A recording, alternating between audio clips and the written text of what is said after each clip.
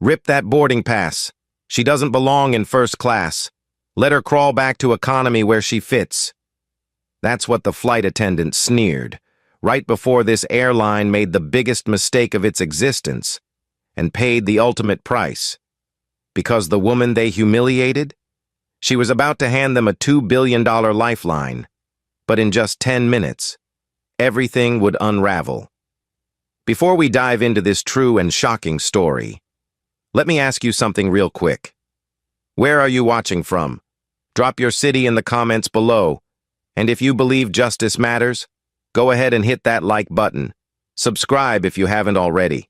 Because stories like this, they need to be heard loud and clear, now.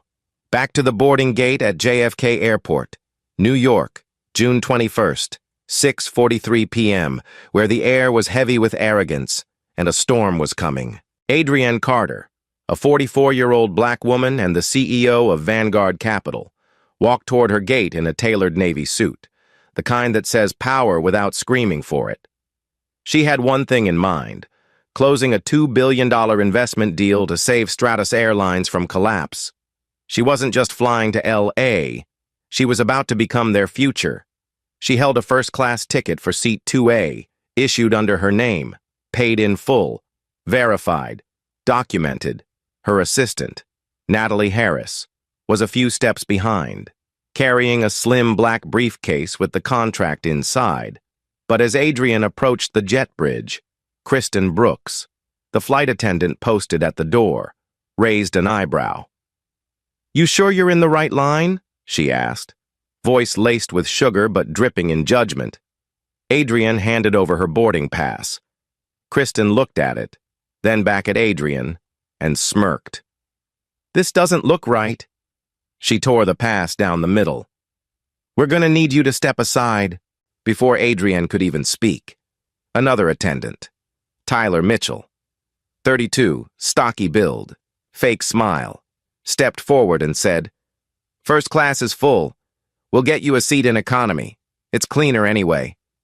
Then he accidentally spilled white wine on Adrienne's suit, smiled, and didn't offer a napkin. That wasn't all. A third voice chimed in, Captain Andrew Pierce, who'd come down from the cockpit, glanced at Adrienne's ID and said, "This New York license doesn't look real. You're trying to impersonate a high-status passenger?" It felt like a script, rehearsed and ready. "Ma'am, I'm going to have to ask you to move, or security will intervene." He added flatly. Adrienne, calm but clearly stunned, replied, "I paid for seat 2A, I have a valid ID, and I'm here on business." Kristen scoffed. "Business? For who?" That's when Richard Bennett, a white man in a designer suit, holding a Louis Vuitton duffel, stepped into view. "We've got an issue with luggage space," Kristen explained to him, loud enough for everyone to hear. "We'll have this lady move so your belongings are secure." Richard didn't hesitate. He looked Adrienne up and down and said, "You don't belong here. Make way for real wealth." Adrienne blinked slowly. Natalie pulled out her phone and hit record. Not just her. Chloe Larson, a white woman seated in 1B, was filming, too. "This is insane," Chloe said. "She has a boarding pass." A few rows behind, Lucas Grant, in seat 3A, began recording on his phone. "This is outrageous. Absolutely racist." The staff didn't flinch, as Adrienne calmly repeated, "This is my seat." Megan Walsh, a uniformed airport security officer from Florida, stepped forward and said, "Move now or you're off the plane." No explanation, no discretion. Kristen yanked open Adrienne's briefcase, looked inside, and muttered, "Suspicious documents?" Tyler grabbed the folder and laughed. "Investment? For what? Airplane snacks?" At this point, Adrienne whispered to Natalie, "Prepare to cancel the deal." Natalie nodded, eyes narrowed. "Already on it." Adrienne pulled out her Vanguard Capital ID, placed it square in front of Andrew. "I'm Adrienne Carter, CEO. I'm here to save this airline." Andrew barely glanced. You'll need to save your lies for someone else." Then Kristen did the unthinkable. She reached over and tore the boarding pass in half, dropped the pieces to the floor, and said, "Economy's your place." The jet bridge had gone completely quiet, except for the passengers recording, whispering, watching history twist into something viral. Chloe posted the video to TikTok. Stratus Airlines humiliates black woman in first class. Lucas added his to Reddit with the caption, "Racism exposed on Stratus flight." Within 5 minutes, the hashtag Stratus collapse had 25,000 views. Comments poured in. "Unacceptable." At Travel Justice, 1,000 likes. "Boycott Stratus." At Flyfair, 800 likes. Someone on Twitter reposted with, "This is what institutional bias looks like."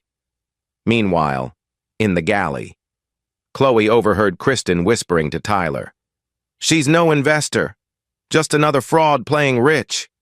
Tyler laughed, "And she fell for it." Chloe's face turned cold. "She's going to bury you." Lucas stood up in the aisle. "You're going to regret this. We're filming all of it." Adrian turned to Andrew and said with ice in her voice, "You'll regret this, too. I promise you that." Kristen snarled back, "You heard the captain. You're done." The humiliation was public, deliberate, and escalating. But there was more. Kristen had already forged the seating log, removing Adrian's name. "No record for Carter," she announced confidently, as if it erased reality. Adrian, standing her ground, said loud enough for the whole cabin to hear, "You're sinking Stratos in real time." Chloe and Lucas locked eyes across the aisle, both knowing what was coming. The internet had already begun to churn, and somewhere at corporate headquarters, an alert had gone off. Stratos stock was beginning to dip. "You either walk out on your own, or security drags you out. Either way, you're leaving." That was Captain Andrew Pierce's voice echoing through the jet bridge, lips tight, posture stiff, completely unfazed by the eyes and phones trained on him. He wasn't bluffing, and Adrian Carter knew it. But she didn't move. She stood tall, despite the dripping stain on her business suit and the burn of humiliation still fresh from Kristen tearing her boarding pass. What should have been a smooth boarding process for a respected investor had become a public shaming, and it was just getting started. Kristen stood nearby, arms crossed, clearly enjoying herself. "That briefcase looks suspicious," she said suddenly, yanking it from Natalie's hand, flipping it open. "Investment documents?" she scoffed. "Please, looks like you printed these at home." Natalie, trying to remain calm, reached for it, but Kristen pulled it back. "Watch yourself," she warned, as if Natalie was the threat. Tyler, leaning casually against the wall, eyed Adrian's suit and muttered, "Costume shop special. Should have at least ironed it if you wanted to look the part."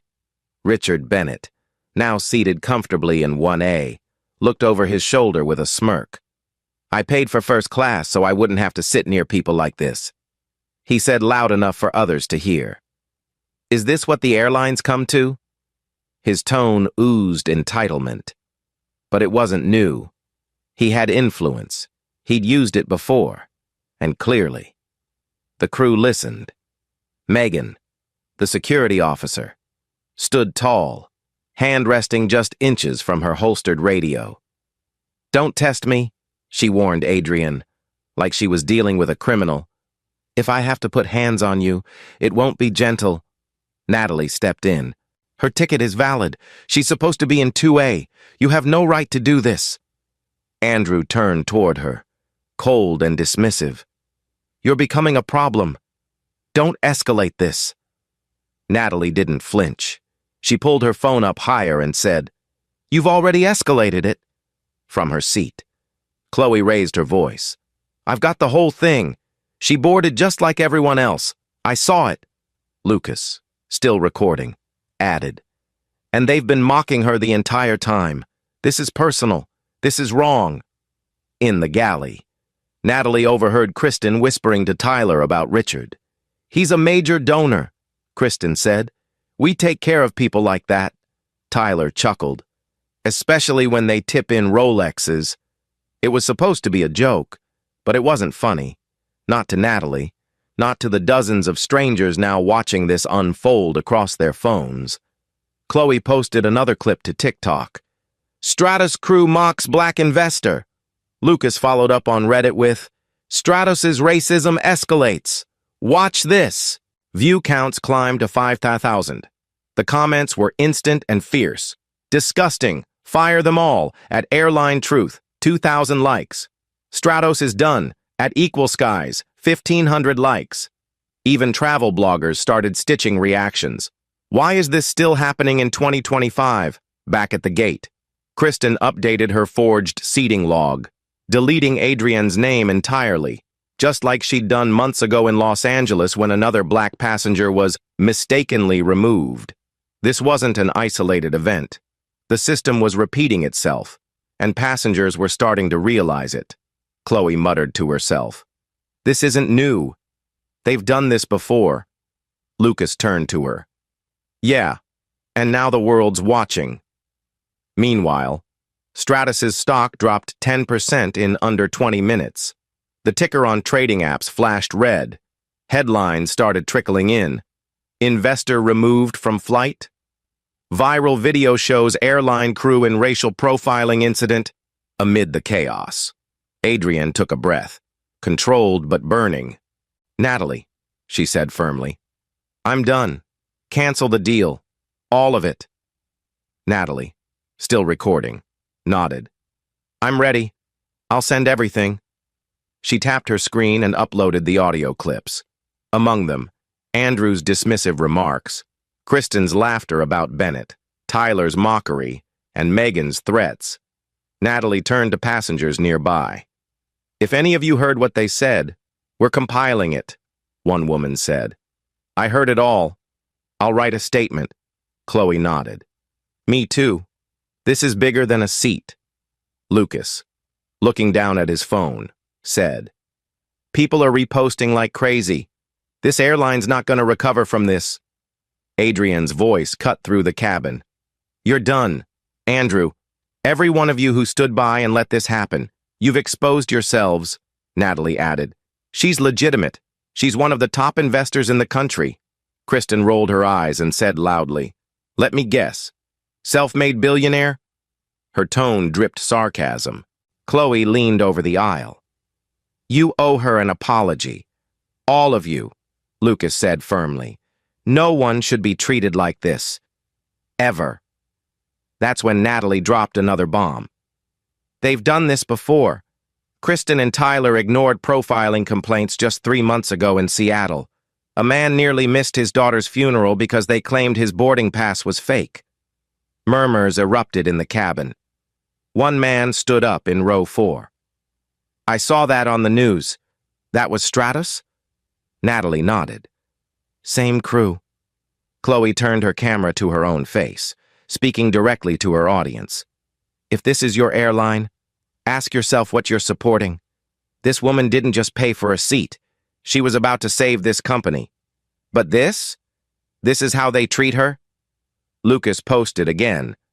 Stratos must change, or collapse. As if on cue. The cockpit intercom clicked. Andrew's voice came through. Calm but tone-deaf. Ladies and gentlemen, we're experiencing a minor delay due to a disruptive passenger in the cabin. We appreciate your patience as we work to preserve the first-class experience. It was a calculated jab. He wasn't even pretending anymore. Adrian looked up and said softly but clearly, He just admitted it. Natalie raised her phone. Got it. It's recorded. The internet erupted. Chloe posted the clip. Stratos captain just admitted he cared more about prestige than fairness. Comments poured in. This is bigger than one flight. Fire them all. At Skywatch, 3,000 likes. The stock's already crashing. This could finish them. At Market Truth, 2,000 likes. Passengers started blocking the aisle. Megan shouted, Clear the walkway. No one moved. Chloe stood up and said, You're not dragging anyone off this plane.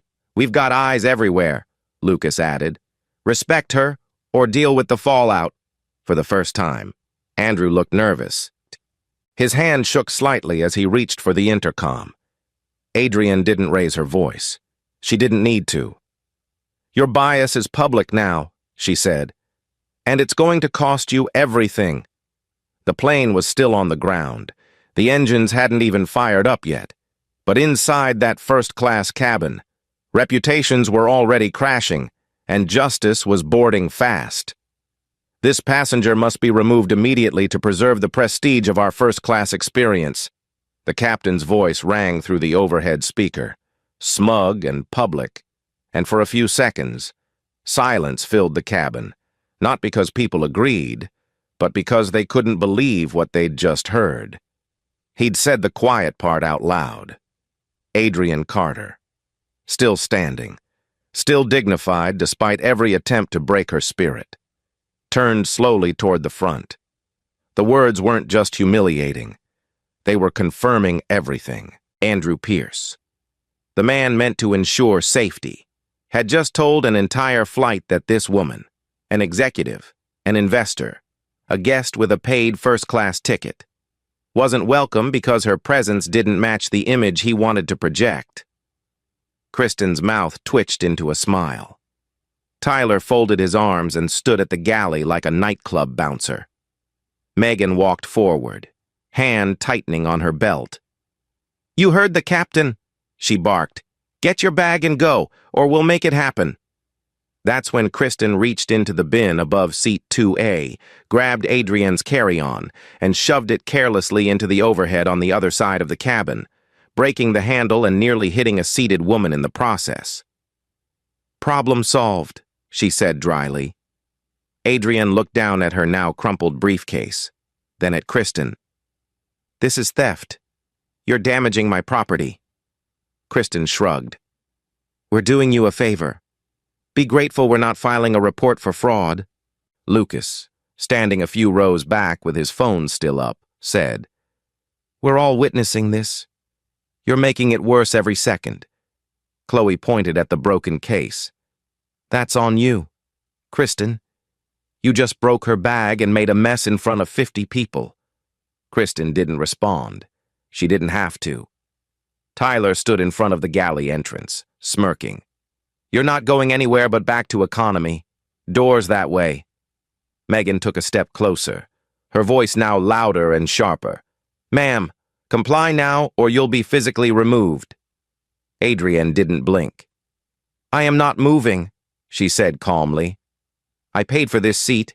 I'm here on official business, and I will not be bullied by anyone in this cabin.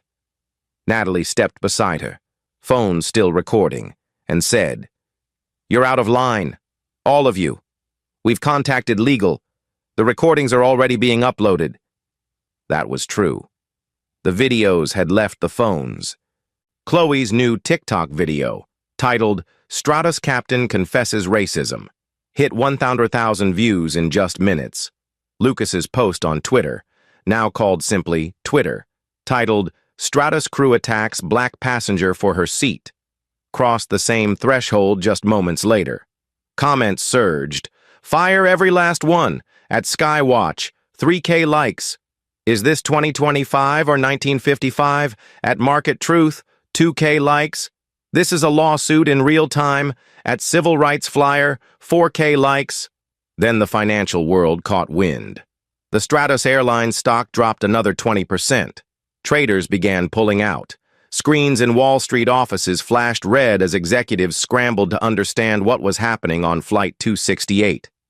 Meanwhile, Chloe stood up and shouted, She has every right to be here. Are we just going to let this happen?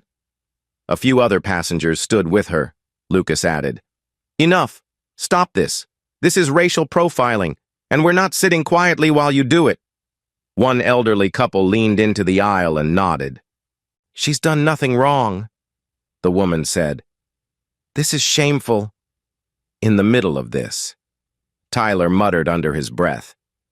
Should have checked her name on Google before booking first class. Natalie snapped her head around. You think this is funny? Tyler smirked again. Just saying, some people buy power. Others fake it. Adrienne took one step forward, looked Andrew in the eyes and said, "You're finished." "Andrew," he scoffed. "I have the authority here," Natalie added, "and she has the receipts. So let's see who keeps their job by tomorrow." Chloe posted another clip. Live this time. "Captain just doubled down, now threatening security. This is the end of Stratus Airlines as we know it." The live stream surged with viewers, the chat flying faster than Chloe could read it. Natalie's voice came over clear in the background. "Daniel's been called." That name landed like a thunderclap. Daniel Evans, CEO of Stratus Airlines. Adrienne nodded. "Good. Send the full recordings to his office. Now." Natalie already had. She tapped the screen and said, "He'll be at the gate in less than 5 minutes." Chloe turned to Lucas. "She just brought in corporate?" Lucas grinned. "Let's see them try to explain this one." All around them. Murmurs picked up.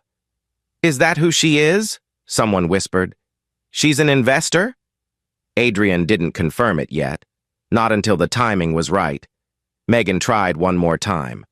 "Ma'am, I'm warning you," but Lucas stepped between them. "You touch her. You'll be the next viral headline," Chloe added, "and I'll make sure your badge number is in every caption." Megan froze. For the first time. She looked unsure. That's when Andrew did something no one expected. He returned to the intercom and, perhaps believing he was covering himself, delivered a line that sealed his fate. "We've made a decision to prioritize one of our elite clients this evening," he announced. "Sometimes we have to protect the brand image of our premium service." The cabin fell dead silent. That was it. The final nail. Adrienne whispered to Natalie. "Did you get that?" Natalie nodded, whispering back. "Recorded and time-stamped." Chloe nearly dropped her phone. "He just said it. He just said they kicked her out because of brand image," Lucas shouted. "You heard it, folks. That was the captain admitting bias. Clear as day." Chloe immediately posted the clip. "Stratus captain says image fairness. View count hashtag Stratus collapse exploded. Daniel has arrived." The storm had enough of this, Captain Andrew snapped, pointing at Adrienne like she was some kind of threat. "Kristen, Tyler, Megan, get her off this plane, now." The order hung in the air like smoke, dense, dangerous, and reckless. Adrienne didn't flinch, but Megan stepped forward fast, no hesitation, grabbed Adrienne's arm with force and said, "You're leaving this plane one way or another." Adrienne yanked her arm back. "Let go of me!" Her voice was steady, unwavering. Kristen was close behind, sneering as she held the broken briefcase like it was evidence in a crime scene. "Fake investment scam. That's all this is? You think people like you can buy your way into first class?" The insult was sharp, meant to cut. But Adrienne didn't blink. She simply turned and locked eyes with Tyler, who stood by the galley entrance, smirking with arms crossed like this was some kind of circus act. "You know exactly what you're doing," she said, "and you're going to regret it." Then came the final blow from Richard Bennett, still lounging in seat 1A like he owned the aircraft. "You don't belong in our world," he said coldly, smugly, with a nod to Kristen. "Some people earn their seat, others steal it." That's when everything shifted. Chloe stood up, firm, both hands shaking but voice loud and clear. "Sit down. Richard, you're the one out of place." She turned to the aisle. "This woman has done nothing wrong. She has every right to be here, and we're not going to let you drag her out like trash." A wave of murmurs surged through the cabin, one by one. People stood. Row 3, then 4, then 5. Passengers who hadn't said a word until now started to form a line between Adrienne and the crew.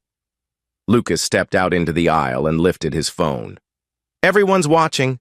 You lay a hand on her again, and you'll answer to every civil rights lawyer in America by morning." Megan hesitated. Kristen scoffed but didn't move. Tyler looked toward the cockpit, visibly shaken now. "This isn't worth it," someone muttered from row 6. Natalie stood beside Adrienne, protective and resolute. "Daniel's almost here," she said quietly. "He's at the gate." Chloe was already posting her new video. Stratos' biggest investor fights back, hit 25,000 views within minutes. Lucas followed up with, "Black CEO targeted by Stratos." Comments rolled in like a flood. "Wait, she's the investor? Wow." At Travel Hero, 5K likes. "Stratos is toast." At Flyright, 4K likes. The stock ticker, now being monitored live by business outlets, reported a 30% crash. Financial news apps sent push alerts. Stratos Airlines in viral scandal as investors withdraw support. And yet, inside that cabin, the crew still tried to hold ground. Andrew looked around, seeing support for Adrienne growing, and his voice cracked slightly. "This is wrong," he muttered, more to himself than anyone else. Adrienne turned to him. "Admit your racism. Say it now, in front of them, or I will say it for you." Natalie raised her phone higher. "He's been recorded multiple times." "We've got everything," Chloe said. "We're with you." "Don't let them silence this," Lucas added. "They think money equals power, but you've got both." For a beat, there was only silence. Then came a ripple of motion near the front. 2 figures entering the cabin. One was the gate agent. The other was a man in a navy suit with silver cufflinks and a pale gray Stratos Airlines pin. Daniel Evans, the CEO himself. The entire energy shifted. You could feel it. Andrew stood frozen. Kristen blinked fast and suddenly looked down at her shoes. Tyler backed up toward the galley. Megan's hand dropped from her belt. Natalie whispered, "Here we go." Daniel's voice was calm, but his eyes were hard. "What is going on here?" he asked, no one in particular, but everyone felt called out. Adrienne stepped forward, shoulders square, and said without emotion, "You're about to find out exactly what your crew has been doing while you weren't watching." Natalie handed Daniel her phone. "Recordings, all of them, conversations, orders, racial slurs, forged documents, threats. You'll find timestamps, passenger witnesses, video clips, live streams," Chloe added. "It's all online. Hundreds of thousands have seen it already," Lucas said. "This plane's a courtroom now. And your crew just confessed on record." Daniel scrolled briefly, face unreadable. Then he looked up at Andrew. "Is this true?" Andrew didn't answer. Kristen stepped forward, trying to save herself. "Sir, this woman was acting erratically. We couldn't verify her." Daniel cut her off. "She is Adrienne Carter, CEO of Vanguard Capital, our lead investor. Or at least, she was." Gasps moved through the cabin like a wave. Passengers whispered, "Wait, she's the investor? The one putting in billions?" Natalie leaned close and said, "Not anymore." Adrienne folded her arms. "I came here to finalize a $2 billion investment to save this airline. You just gave me 10 reasons to cancel it." Daniel looked crushed, but composed. Kristen Brooks, Tyler Mitchell, Captain Andrew Pierce, Megan Walsh, you're all relieved of duty immediately. Hand over your credentials and exit the aircraft. The silence was heavy. Kristen tried to speak, but Daniel held up a hand. "I don't want excuses. I want accountability." Chloe filmed every second.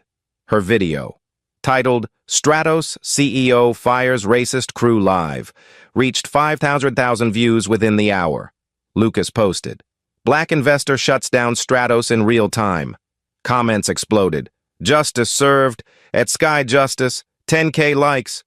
"Stratos deserves every bit of this." At Air Equal, 8K likes, Richard muttered, almost inaudibly. Token higher. But even he looked nervous now. The passengers were on Adrienne's side, and the tide had turned. Yet the damage was already irreversible. "I'm Adrienne Carter, CEO of Vanguard Capital, and I was about to invest $2 billion to save your company." Her voice didn't rise. She didn't shout or break into emotion. It was calm, confident, and devastating. The moment she spoke those words, you could feel the oxygen leave the cabin. Daniel Evans, the CEO of Stratus Airlines, stood frozen at the front of the plane. His expression now caught somewhere between shock and shame. Chloe gasped and whispered to Lucas, "Oh my God, she's the Adrian Carter."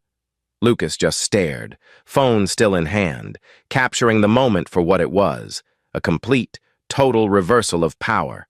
Kristen, Tyler, Andrew, and Megan stood dead still, color draining from their faces.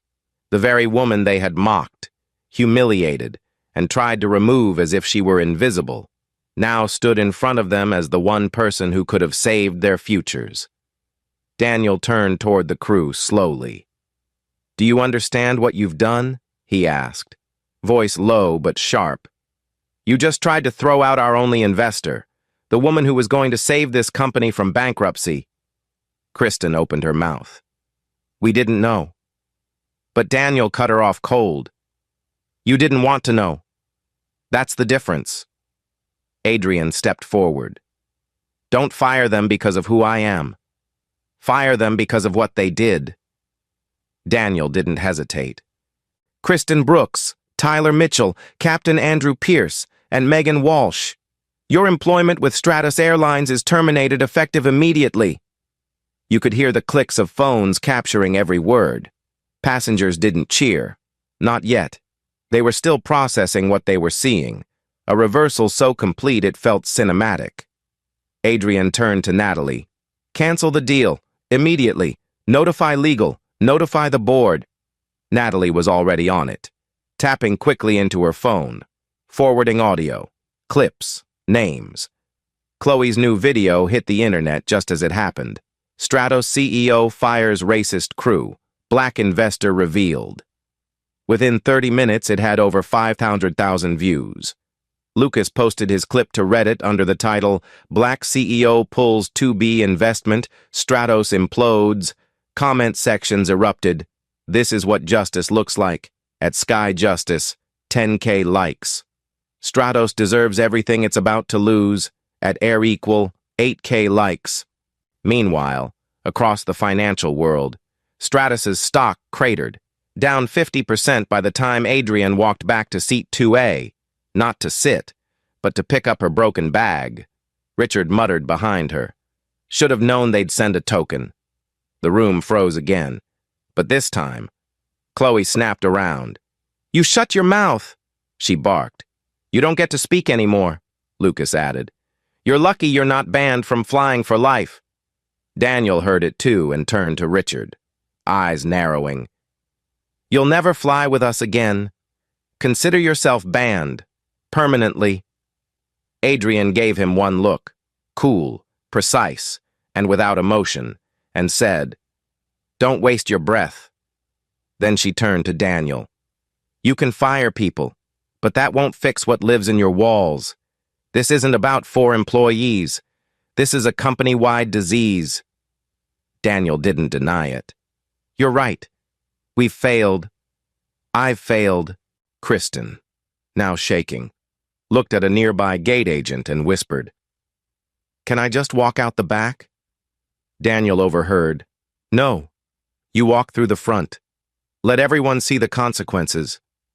Tyler, pale and quiet now, leaned over and tried to whisper something to Natalie. "Can we delete the audio? Just the part where—" Natalie pulled her phone closer. "You don't get to request anything from me. You laughed in my face." Andrew, meanwhile, looked to Daniel. "You can't believe everything you hear." Daniel raised a hand. "I believe the tapes. I believe the passengers. I believe what I saw with my own eyes." Then, a sudden turn. Kristen, perhaps realizing the collapse was already underway, blurted out, "Fine. You want the truth? We've been doing this for months. We were told to prioritize white VIPs. We were told to move minorities to the back if things got tight. Gasps rang out across the cabin. One passenger stood up. "You did what?" another shouted. "You admit that?" Kristen shrugged, like she'd already lost. "They told us to make the right kind of people feel at home. That's how it's been since last year." Chloe turned to her camera. "You're hearing this, right? This is a confession. They've been targeting people for months." Lucas looked visibly angry now. "This is criminal. You've ruined lives." Adrian stood there quietly, taking it all in. "This is what happens," she said finally, "when companies build themselves on image over integrity." Tyler, panicked, stepped toward Natalie and muttered, "We'll say the tapes were doctored. We'll say she faked the credentials." Natalie stared at him, dead cold. "You really think that's going to work? With 10 phones recording and the company's own CEO present?" Andrew mumbled. "This is spiraling." And it was. The plane hadn't left the gate, but inside that cabin, the entire culture of Stratus Airlines had just collapsed. Passengers who had never met Adrienne now stood beside her in full support. Some even handed her business cards, quietly offering future partnerships. "You're not just a CEO," one woman said. "You're a movement." Daniel, voice lower now, asked, "Is there any way we can fix this?" Adrian looked him in the eye. "Not today, but you can start by telling the world the truth. No spin, no PR statement, just honesty," Natalie added. "And you'd better have a lawyer ready. A real one." Kristen tried one last time to save herself. "I have a family. Please." Adrian didn't look at her. "So did the people you humiliated." Chloe captured the final moments in one last post. Investor walks, Stratus burns. View count, 75,000 and rising. Across the country, TV anchors picked up the clip. By the time Daniel escorted the disgraced crew off the plane, the damage was already permanent. "It's done," Adrian said quietly, stepping away from the chaos, her voice low but final. "Natalie, notify the board. The deal is off." There was no yelling, no dramatic gesture, just the sound of a billion-dollar lifeline slipping through the cracks of corporate negligence. Natalie tapped her phone, face set like stone. "Board's been alerted. Legal too. Vanguard is out." It was the moment Stratus Airlines had feared most. Only they didn't know it until it was too late.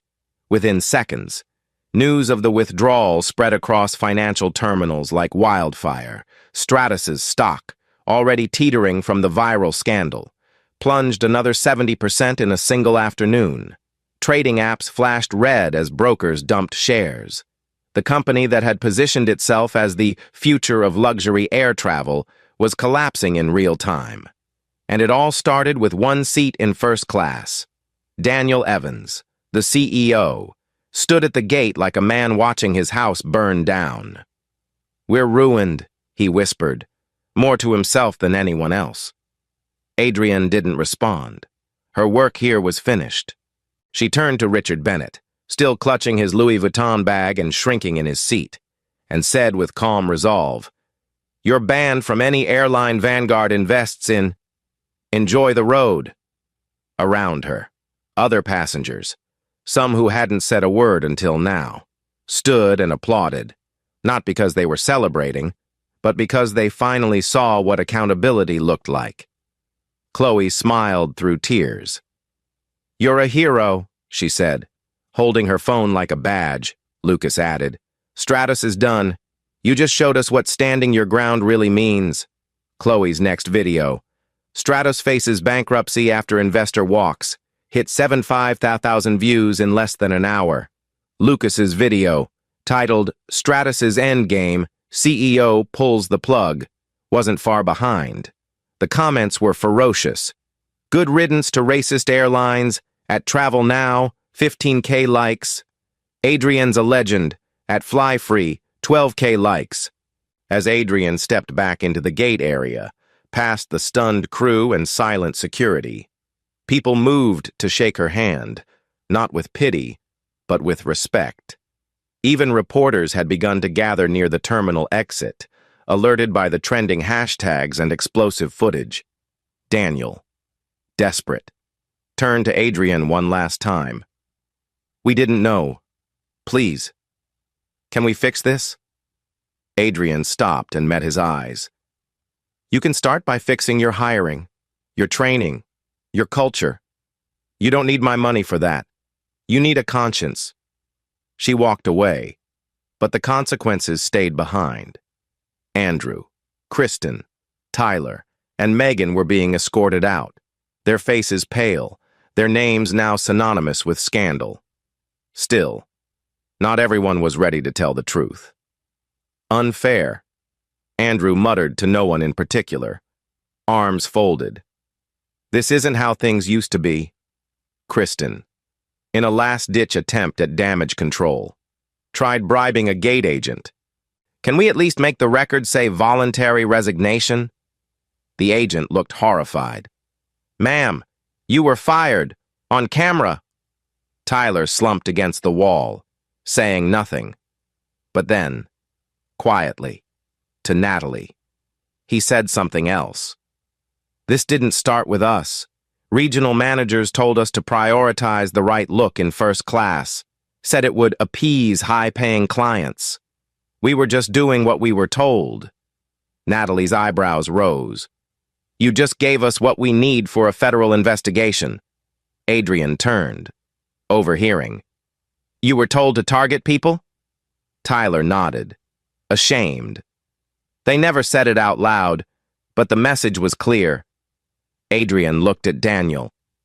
"You've got more problems than you think. This wasn't 4 bad apples. This was policy." Natalie was already on the phone. "We'll call the board back. This isn't just a scandal. It's a systemic failure." A few feet away, Richard stood to leave, but another passenger blocked his path. "You sit. You don't get to walk out while she's still here." Chloe looked over. "You think money makes you better than people? You're about to find out what real power looks like," Lucas added. "Hope you like driving. Richard." The cabin was cleared shortly after that, but no one really cared about the flight anymore. People were on their phones, watching stocks fall, watching clips go viral, watching the story spread like a cultural wildfire. What began as humiliation turned into revelation, and what was meant to be a quiet business trip became a national reckoning. Adrienne said nothing else. She didn't have to. The world was already speaking for her now. The following morning, June 22nd, the boardroom at Stratus Airlines sat in silence. No flight announcements, no soft music, just a long table of pale-faced executives staring at the wreckage. At the head sat Robert Thompson and Lisa Mitchell, 2 senior board members reviewing the numbers flashing across the conference screen. 80% of the company's stock value wiped out in under 24 hours. Investor capital gone. Bankruptcy filings underway. The final headline ticked past the screen like a death sentence. Stratus Airlines implodes after racism scandal. They didn't speak much during the meeting. They didn't need to. The videos had done the talking for them. Adrian Carter's calm authority, the crew's mocking tones, the captain's disgraceful intercom admission, and the storm of digital outrage that followed. Back in Los Angeles, the flight had landed without a captain, without crew, and without a future. And as Adrian stepped off that plane, the applause from the terminal echoed far beyond the airport walls. Reporters tried shouting questions. Passengers took selfies with her like she was a civil rights icon, and Chloe Larson's final video. Stratus bankrupt after racism scandal. Surged past 1 million views by noon. Lucas's matching post. Black CEO's victory crushes Stratos. Followed closely behind. Comments were thunderous, inspiring. At Sky Hero, 20K likes. Adrienne's unstoppable. At Travel Inspire, 18K likes. By the time Kristen's desperate post on Twitter attempted to paint herself as the victim, we were overwhelmed. I was just doing my job. The damage was done. It was deleted after 2,000 views, most of which were replies calling her out for the lie. But Adrienne wasn't watching any of that. She was in a quiet hotel lounge in downtown Los Angeles, sipping tea with Natalie and answering emails from new investors, civil rights leaders, and airline executives from around the country. Some wanted to apologize. Others wanted to offer her a seat at the table, the head of the table. And some just wanted to say thank you. She looked at Natalie and said, "Funny how fast people want to change once the cameras turn on." Natalie smiled softly. "They're not afraid of the scandal. They're afraid of the truth behind it." Adrienne nodded. "And they should be." Meanwhile, inside Stratus headquarters, the company scrambled to liquidate assets. Lisa Mitchell had been assigned to oversee the shutdown. Planes were grounded, routes were canceled, employees were redirected to hotlines explaining severance, baggage sat unclaimed in terminals. The airline's name, once printed proudly across airport billboards, was being removed piece by piece, and it all came back to a 10-minute window of injustice in first class. The fallout didn't stop there. Richard Bennett's name was leaked by outraged passengers. His law firm dropped him within hours. Rumors swirled that he'd fled to Europe to avoid lawsuits. But Adrienne didn't spend time thinking about him. He was a symptom, not the disease. "We can't change the past," she said during a podcast interview a few days later. "But we can make damn sure it doesn't get repeated." A week later, an internal email surfaced from a former Stratus employee, a junior flight scheduler, who confessed that corporate quietly pushed an unspoken policy to prioritize high wealth, white-appearing customers in first class. Going back nearly 3 years, that email was shared with legal investigators, lawsuits mounted, media called it the quiet reckoning in the sky. But Adrienne stayed grounded. "I'm not out to destroy companies," she said. "I'm here to demand accountability. That's the difference." Before the month ended, every member of the fired crew was formally banned from working in commercial aviation. Their names appeared in a federal report tied to civil rights violations in passenger treatment. Chloe and Lucas were invited to speak at a National Transportation Ethics Summit. Chloe told the crowd. "I just hit record. She did the rest," Lucas added. "We witnessed justice, not because she shouted, but because she stood firm." Adrienne's words in her final public statement echoed across boardrooms and break rooms alike. "Justice doesn't need revenge, it just needs resolve." She offered private compensation to every passenger on that flight and made sure the airline's remaining customer refunds were processed before liquidation. And then, quietly, with no press release or social media post, she moved on. 3 months later, Adrienne led a new round of aviation investments, this time in startups led by women and minorities who had been shut out of the industry for years. One of the companies? A regional airline with zero tolerance for bias, transparent hiring, and customer protection policies signed into law. Natalie looked over the new proposals one morning and said, "Feels different this time?" Adrienne smiled. "It is, because this time, we're not fixing someone else's house. We're building our own." And with that, the woman they tried to silence at 6:43 p.m. on a June evening boarded her next flight, not as a passenger, but as a pioneer.